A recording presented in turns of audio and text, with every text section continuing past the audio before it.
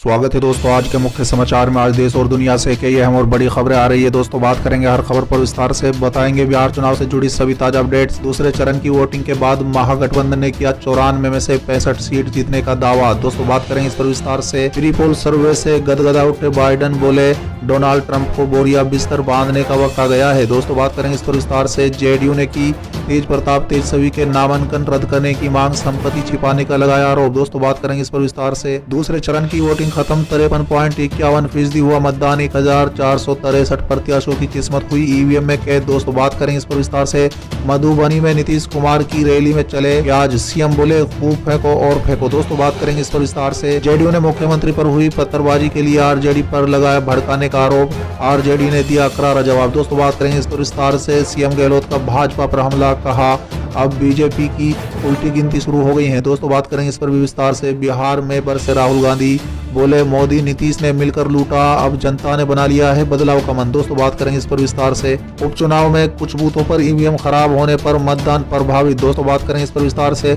अनूपपुर में ईवीएम गड़बड़ी के चलते शुरू नहीं हो पाया मतदान। दोस्तों बात करेंगे इस पर भी विस्तार से। दिग्विजय सिंह ने ईवीएम को लेकर किया ट्वीट, शत्रुघ्न सिन्हा ने की तेजस्वी को लेकर भविष्यवाणी, कहा 10 नवंबर को खामोश हो जाएंगे आलोचक। तो चलिए देख लेते हैं आज की पहली बड़ी खबर। दूसरी चरण की वोटिंग के बाद महागठबंधन ने किया 94 में से 65 सीटों को जीतने का दावा। जी हां दोस्तों, बता दें बिहार में दूसरे चरण की वोटिंग खत्म हो गई है। इसके बाद महागठबंधन ने दूसरे चरण की 94 सीटों में से 65 सीट जीतने का दावा किया है। दोस्तों बता दें रजत सांसद मनोज झा ने कहा है कि राजनीतिक लाभ लेने के लिए पीएम के भारत माता की जय बोलना पड़ता है। साथ ही उन्होंने कहा है कि तेजस्वी यादव के सवालों का भी पीएम मोदी ने कोई जवाब नहीं दिया। दोस्तों बता दें कांग्रेस के राष्ट्रीय प्रवक्ता पवन खेड़ा ने कहा है कि बिहार से डबल इंजन की सरकार की विदाई तय है। साथ ही उन्होंने कहा कि राजनीति में हिंसा की कोई जगह नहीं है, लोग अपने गुस्से का इजहार ईवीएम का बटन दबाकर करें। चलिए अगली खबर। जेडीयू ने की तेज प्रताप तेजस्वी के नामांकन को रद्द करने की मांग, संपत्ति छिपाने का लगाया आरोप। जी हां दोस्तों, बता दें जेडीयू ने चुनाव आयोग से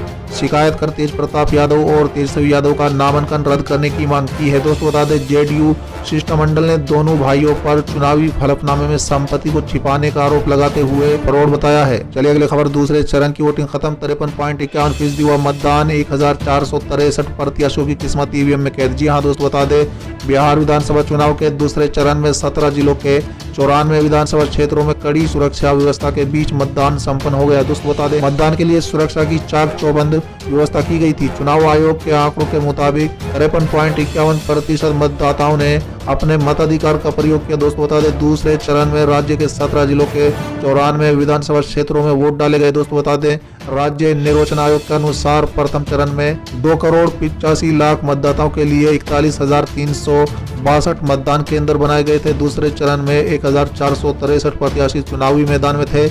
उनमें से 1,316 पुरुष और 146 महिला और एक थर्ड जेंडर शामिल है। चलिए अगली खबर। मधुबनी में नीतीश कुमार की रैली में चले प्याज, सीएम बोले खूब फेंको और फेंको। जी हां दोस्तों, बता दें बिहार के मधुबनी में चुनाव प्रचार के दौरान मुख्यमंत्री नीतीश कुमार पर एक शख्स ने प्याज फेंके। दोस्तों बता दें घटना मधुबनी के जिला हरलाखी की है, जहां चुनाव प्रचार के दौरान गुस्साए शख्स ने मुख्यमंत्री पर प्याज फेंके। नाराज शख्स शराबबंदी को लेकर मुख्यमंत्री से जवाब मांग रहा था। दोस्तों बता दें नीतीश कुमार ने गुस्साए व्यक्ति के जवाब में कहा खूब फेंको प्याज। हरलाखी में चुनाव प्रचार के दौरान नीतीश कुमार को भारी विरोध का सामना करना पड़ा। चलिए अगली खबर। जेडीयू ने मुख्यमंत्री पर हुई पत्थरबाजी के लिए आरजेडी पर लगाया भड़काने का आरोप, आरजेडी ने कही बड़ी बात। जी हां दोस्तों, बता दें बिहार विधानसभा चुनाव के तीसरे चरण के चुनाव के पहले मधुबनी के हरलाखी विधानसभा क्षेत्र में आयोजित चुनावी सभा में मुख्यमंत्री नीतीश कुमार पर पत्थर और प्याज फेंके गए। दोस्तों बता दें मुख्यमंत्री पर हुए हमले के बाद बिहार की सियासत फिर से गर्मा गई है। आरोप प्रत्यारोप के बीच एक बार फिर से जेडीयू ने मुखर होकर इस हमले का आरोप आरजेडी पर लगाया है। हालांकि आरजेडी इस हमले पर पूरी तरह खुद को पाक साफ बता रही है। दोस्तों बता दें जेडीयू द्वारा मुख्यमंत्री पर हुए हमले का दोष आरजेडी पर लगाने के बाद आरजेडी हमलावर हो गई है। आरजेडी के प्रवक्ता मृत्युंजय तिवारी ने कहा कि इस तरह के आरोप से यह साबित हो गया है कि ये उनकी पराजय की शुरुआत है और हार की बौखलाहट है। जो इस तरह का अनर्गल आरोप हमारी पार्टी पर मढ़ा जा रहा है, इसे जनता बर्दाश्त नहीं करेगी और इसका जवाब उन्हें 10 नवंबर को चुनाव परिणाम के साथ ही मिलेगा। अब उन्हें पता चलेगा कि जनता ने उन्हें कैसे नकारा है।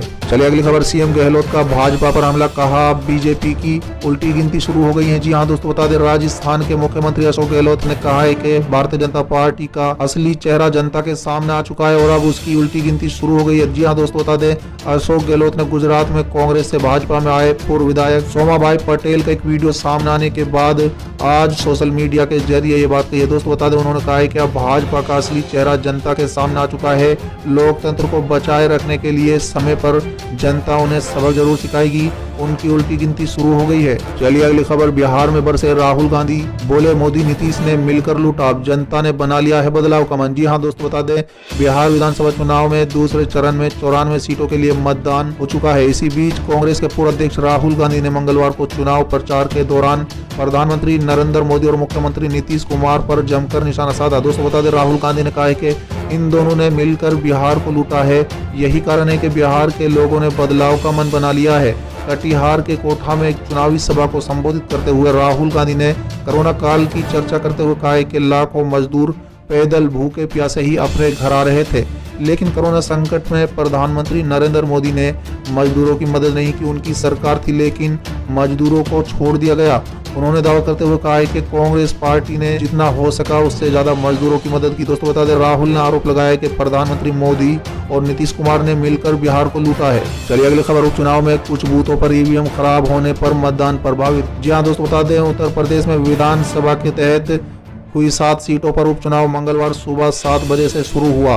दोस्तों बता दें मतदाता धीरे धीरे अपने घरों से बाहर निकले। खबर के मुताबिक कानपुर के घाटमपुर के बूथ संख्या 160, 158, 161 पर ईवीएम खराब होने की वजह से काफी समय तक मतदान प्रभावित रहा। चलिए अगली खबर, दिग्विजय सिंह ने ईवीएम को लेकर किया ट्वीट, लगाया बड़ा आरोप। जी हाँ दोस्तों, बता दें मध्य प्रदेश में 28 विधानसभा क्षेत्र में उपचुनाव के बीच पूर्व मुख्यमंत्री और वरिष्ठ कांग्रेस नेता दिग्विजय सिंह ने आज इलेक्ट्रॉनिक वोटिंग मशीन की विश्वसनीयता को लेकर ट्वीट किया है। दोस्तों बता दें श्री दिग्विजय सिंह ने ट्वीट में कहा है कि तकनीकी युग में विकसित देश ईवीएम पर भरोसा नहीं करते, लेकिन भारत और छोटे देशों में ईवीएम से चुनाव होते हैं। दोस्तों उन्होंने सवाल उठाते हुए कहा है कि विकसित देश क्यों नहीं करते, क्यों उन्हें ईवीएम पर भरोसा नहीं है, क्योंकि जिसमें चिप है वो हैक हो सकती है। देश में उनके नेता समय समय पर ईवीएम को लेकर सवाल उठाते रहे हैं। चलिए अगली खबर, शत्रुघ्न सिन्हा ने की तेजस्वी को लेकर भविष्यवाणी, कहा 10 नवंबर को खामोश हो जाएंगे आलोचक। जी हाँ दोस्तों, बता दें कांग्रेस के वरिष्ठ नेता और मशहूर अभिनेता शत्रुघ्न सिन्हा ने बिहार विधानसभा चुनाव में महागठबंधन की